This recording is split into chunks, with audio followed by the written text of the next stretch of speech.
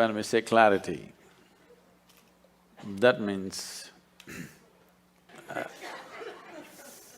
I want to tell you a joke, but it's a dirty joke, so I thought I'll skip that one.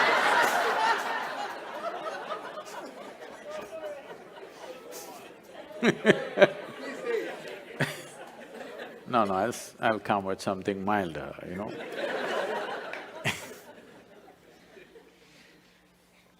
The problem with the human being right now is this. We have created a world, we have created education systems where we believe that human beings are essentially all wrong, or the creation is all wrong, or the source of creation or the creator is all wrong, and you gonna fix it. This is a convoluted idea. Instead of paying attention to life, we are coming up with philosophies and philosophies and philosophies. Philosophies are fantastic explanations to that which cannot be explained. If you want to know life, you must pay attention to life, isn't it? Right now, do you agree with me, madam, that this human mechanism is the most sophisticated machine on the planet? Do you agree with me? Are you a doctor? Yes. Yes. So, this is such a complex machine, this is the supercomputer, all right? I'm asking, have you bothered to read the user's manual?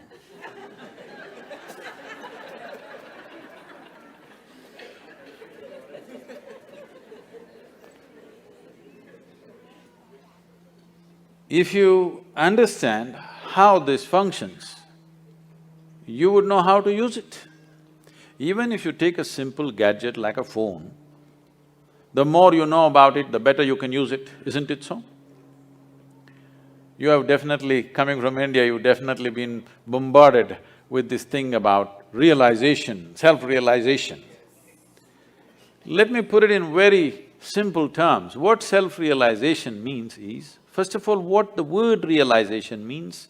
Realization is not an achievement, it is not an accomplishment, it is just realization. That means something that's always here, you just manage to see it now. That means you were stupid all your life. Just now you saw it. You did not invent something new. You did not ramp yourself up to a mountain.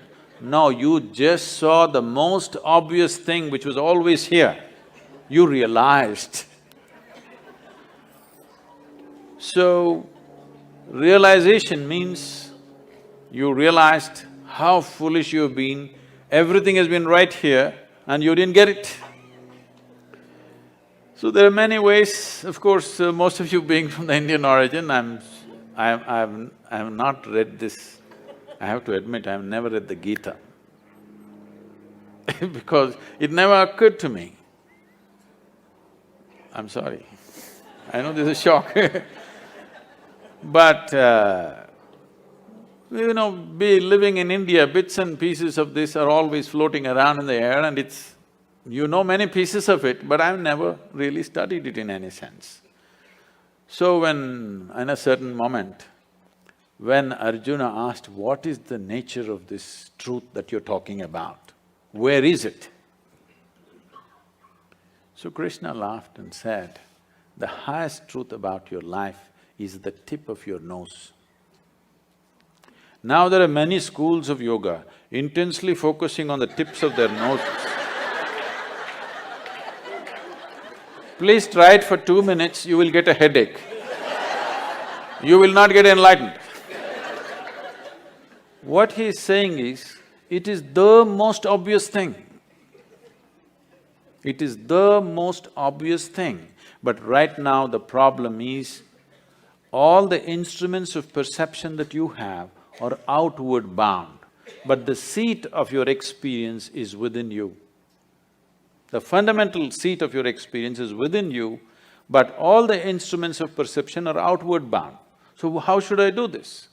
You must understand, anything beyond survival, if it has to enter your life, some striving is needed. Let's say, as a little infant, you were left in the jungle without human contact.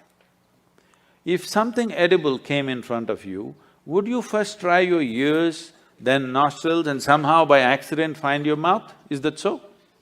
You would just know where to put it, isn't it? So what I'm saying is, everything that is necessary for survival is built into you. You're born with it. The five senses takes care of it. But if you want to know something more, you have to strive. For example, do you remember when you were 3, 4 or 5 years of age, you had to learn to write the alphabet. That damn A, how complicated it was. And on top of it, there were 2 versions. You had to write it 100 times to get it, isn't it? But today with your eyes closed, you can write. If that striving was not there, today could you write? Today would you know language? So anything beyond survival needs striving. Without the needed striving, it won't happen. There are ways to perceive the interiority of who you are, but unfortunately there's been no striving. Right now, we made this technology into such a simple, almost like a physical science. A plus B equals this, or 2 parts of hydrogen, 1 part of oxygen, water will come. If a great scientist puts it together, only water will come. An idiot puts it together, only water will come. So we made the entire Yoga Sutras like this, that if you do this, this and this will happen to you. That simple. And all I'm asking generally from people is about 30 to 32 hours of focused time to develop an instrument where they can turn inward. Oh, 30 hours is too much.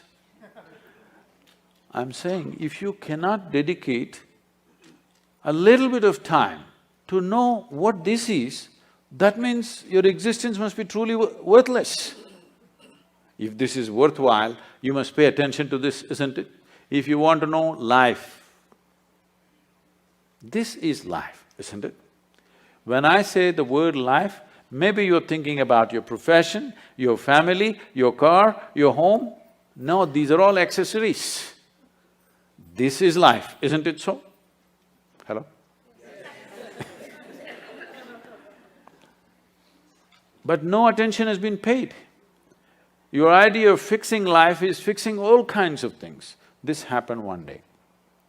Shankaran Pillai was going home. No, I'm not done. Shankaran Pillai was going home. It is 7:30 in the evening. The rules at home, the wife's rules are 8, he must be home. It's only 7:30, he thought there's still time, let me have a quick drink and go. He just stepped into the local bar. He had a quick drink and a quick drink and a quick drink and a quick drink and a quick drink. Then he looked at the time. It's at 2 a.m. You know, drinking people are like yogis, they become timeless. There's a certain correlation. Then it's late and he got off the bar stool and tried to walk. It's such an unfair world.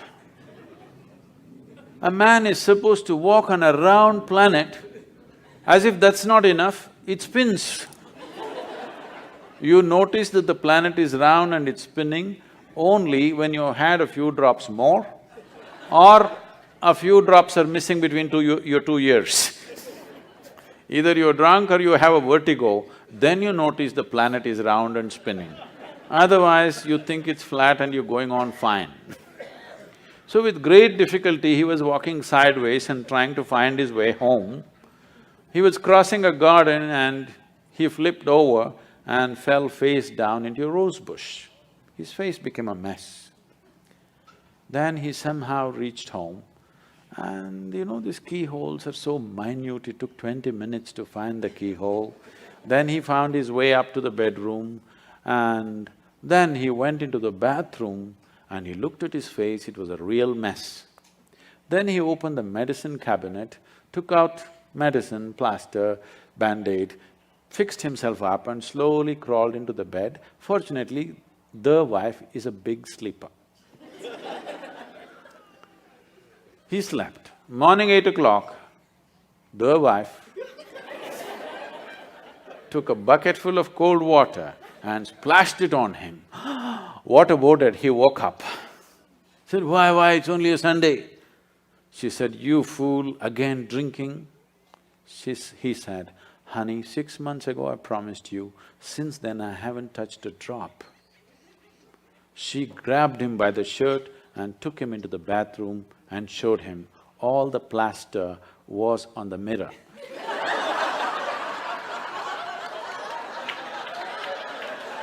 Why people have lost their clarity?